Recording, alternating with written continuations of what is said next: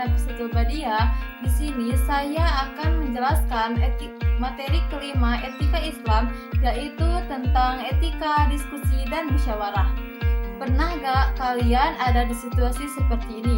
Misalnya saat kerja kelompok, ada teman yang ingin cepat selesai, ada yang ingin hasilnya bagus, dan ada juga yang punya pendapat tapi berbeda-beda. Akhirnya kalau tidak diatur dengan baik bisa jadi ribut atau tidak ada keputusan. Nah, disinilah pentingnya diskusi dan musyawarah, karena tanpa adanya cara yang baik dalam menyatukan pendapat, sebuah kelompok akan sulit mencapai tujuan.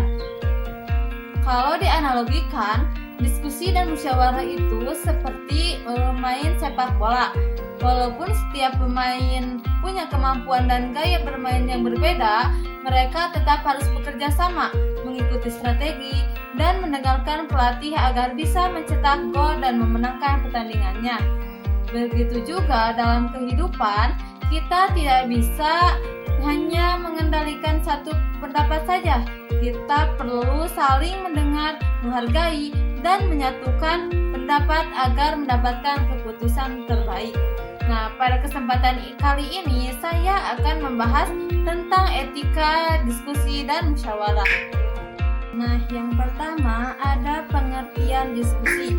Diskusi adalah sebuah kegiatan bertukar pikiran antara dua orang atau lebih. Artinya, dalam diskusi setiap orang diberi kesempatan untuk menyampaikan pendapatnya. Tujuan utama dari diskusi adalah untuk membahas suatu masalah secara bersama-sama dan mencari solusi terbaik. Jadi, diskusi bukan untuk mencari siapa yang paling benar, tetapi untuk menemukan jalan keluar yang paling tepat. Sedangkan pengertian musyawarah adalah kegiatan membahas suatu masalah secara bersama-sama untuk mencapai kesepakatan atau mufakat. Dalam musyawarah, semua pendapat dipertimbangkan dengan baik. Keputusan yang diambil bukan berdasarkan keinginan satu orang, tetapi berdasarkan kesepakatan bersama. Jadi, musyawarah lebih menekankan pada hasil akhir berupa keputusan yang disetujui sama pihak. Dan musyawarah itu sangat dianjurkan dalam Islam sesuai dengan Quran surat Asy-Syura ayat 38 yang berbunyi, walladzina istajabu lirabbihim wa aqamus shalah wa amruhum syura bainahum wa mimma razaqnahum yunfiqun, yang artinya, dan bagi orang-orang yang menerima seruan Tuhan untuk melaksanakan sholat, sedang urusan mereka diputuskan dengan musyawarah antara mereka, dan mereka menginfakkan sebagian dari rezeki yang kami berikan kepada mereka.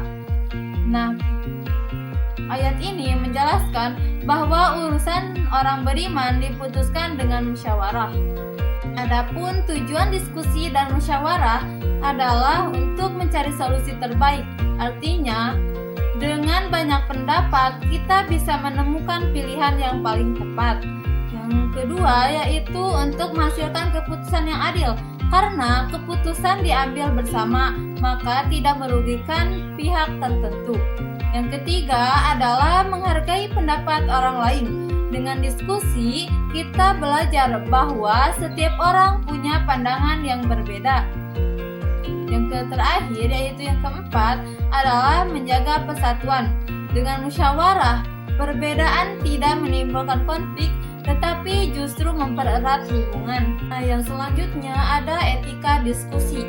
Ketika kita diskusi, ada etika tertentu. Yang pertama adalah menghargai pendapat orang lain.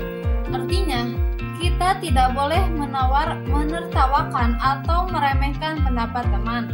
Yang kedua yaitu berbicara dengan sopan. Nah, ketika kita sedang berdiskusi, gunakanlah bahasa yang baik dan tidak menyakiti orang lain. Yang ketiga yaitu tidak memaksakan kehendak. Walaupun kita yakin dengan pendapat kita, tetap harus menghargai pendapat orang lain. Yang keempat yaitu fokus pada topik. Jangan ketika kita berdiskusi, jangan keluar dari topik yang sedang kita bahas, agar diskusinya tetap terarah. Nah, yang kelima adalah mendengarkan dengan baik. Karena dengan mendengarkan, kita bisa memahami sudut pandang orang lain. Yang selanjutnya ada juga etika ketika bermusyawarah. Yang pertama adalah niat yang baik. Musyawarah harus dilakukan untuk kebaikan bersama, bukan untuk kepentingan pribadi. Yang kedua yaitu jujur dan terbuka. Saat kita bermusyawarah, sampaikan pendapat apa adanya tanpa menutup-nutupi. Yang ketiga, mengutamakan kepentingan bersama. Tidak boleh egois atau hanya memikirkan diri sendiri. Yang keempat, yaitu tidak mudah emosi.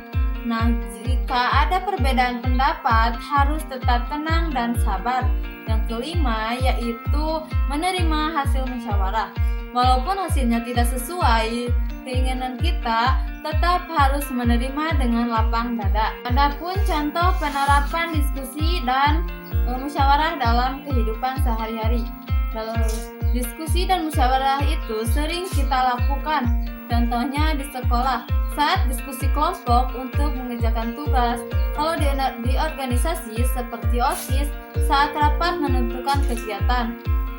Yang selanjutnya di keluarga saat menentukan keputusan bersama, dan di masyarakat saat ada rapat-rapat keluarga untuk kepentingan bersama.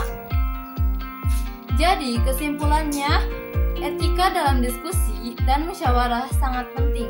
Dalam penerapan etika yang baik, kita bisa menciptakan komunikasi yang sehat, saling menghargai, dan menghasilkan keputusan yang bijaksana. Selain itu, etika juga membantu menjaga persatuan dan menghindari konflik. Mungkin sekian yang dapat saya sampaikan. Wassalamualaikum warahmatullahi wabarakatuh.